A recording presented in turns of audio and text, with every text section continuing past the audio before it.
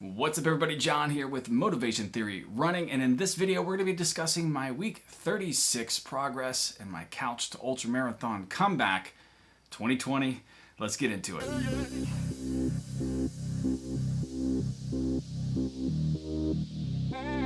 It's time to go over an update. I promised you back in January when I started all of this, when I was going to go through my comeback, that I was going to be transparent and chronicle my whole comeback, all the stats, everything that I've gone through, and I think I've done a pretty good job. At least try to give you an update at least every couple weeks. So this is week 36, and I'm excited to share with you my progress. So let's go over week 36. That was last week. I'm in week 37 now, but let's go over the stats for week 36.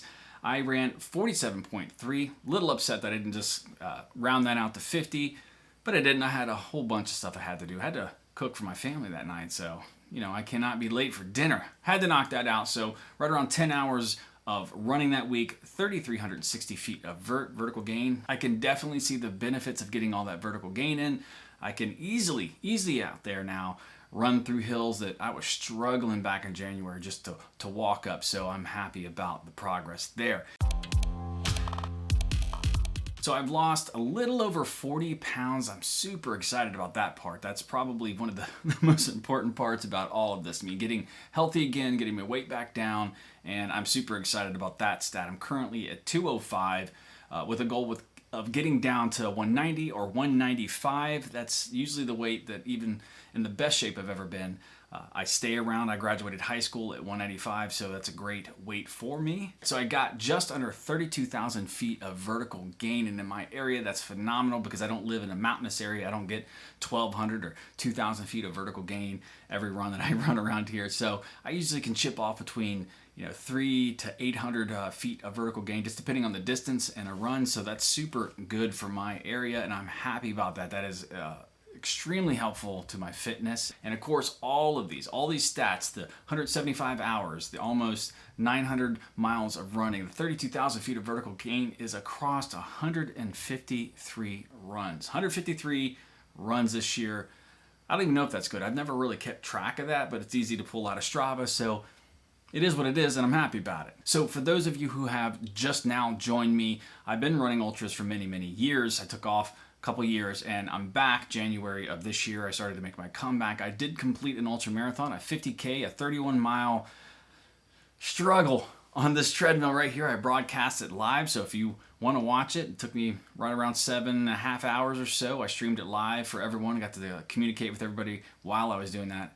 I was really happy about that, and that was only after 3 months of training, so it is what it is, but it was an ultra nonetheless. That got completed this year.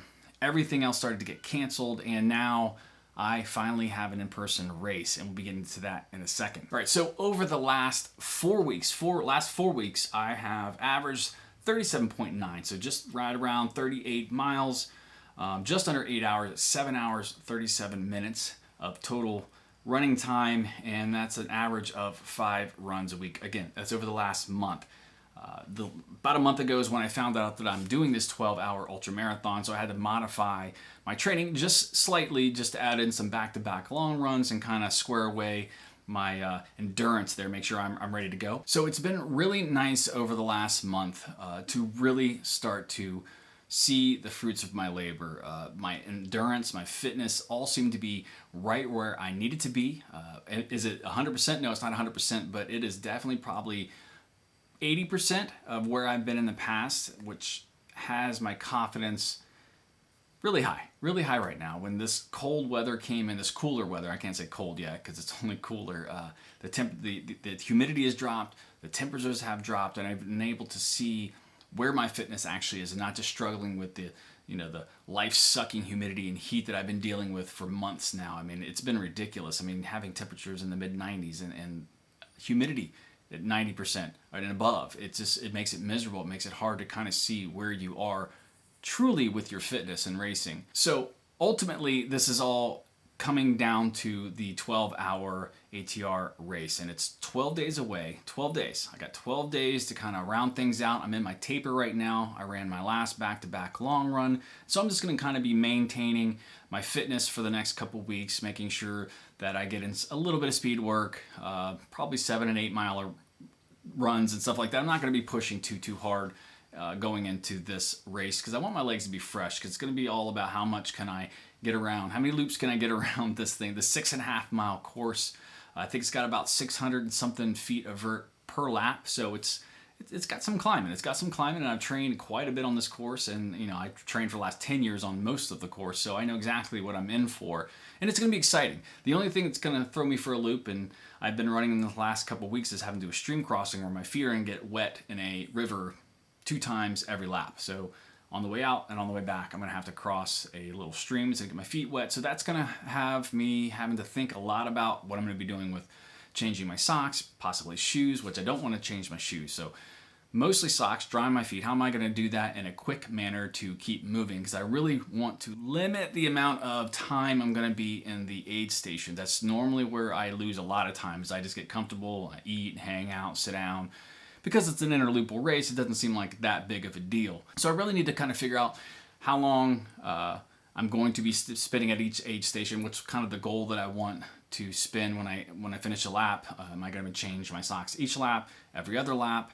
How much time is that going to eat up? So I'm going to go think about all that stuff and plan that out, and hopefully come up with a plan that doesn't waste a bunch of time. I know that this race is going to be painful when it comes towards the final laps. I want to hit between 45 and 50 miles. Now, I think the 50 miles is going to be really pushing it on this course. I'm going to be really pushing hard to get to 50. Probably more realistic that I'm going to get to 42, but I don't want to put that thought in my mind, because that's when you start to just shoot for that and you stop looking for the number one goal. My number one goal is to get to 50 miles in this course. It's a lot of vert for this course, and a lot of, hopefully the temperatures are down. If it's a hot day, it's going to be, all bets are off. If it's a hot day, it's just going to be really, really tough. So I'm really looking forward to hitting. Number one goal is to get to 50. And if I don't hit that, if I can get to 42 or so, I'll be happy. I'll be disappointed, but I want to get to 50. Pushing through the pain. It's been a long time since I've had to push through the kind of pain I'm going to feel. And I think that's a really small price to pay. It's the cost of admission to run races like these. It's going to be painful, and you have to just understand that from the get-go, that you're going to go through it. When it comes, just accept it, kind of wear it, and keep moving. Keep taking that step, one step in front of the other, and just keep moving forward. For all of you out there right now who are going into this battle, or you're hoping to, don't give up. Just do it. Get moving. Get consistency down. Get a plan. Set your goal and move towards it. Every single day, do something. Do something every single day to get you towards that goal. I believe in you. That's why we're all here. Motivation Theory Run Club. We're all together. We're all going to cheer each other on, and I look forward to seeing everyone's progress at the end of this year and what we have planned for next year. All right, everybody. Thanks for watching. Go ahead and click right here, and I will see you in the next video.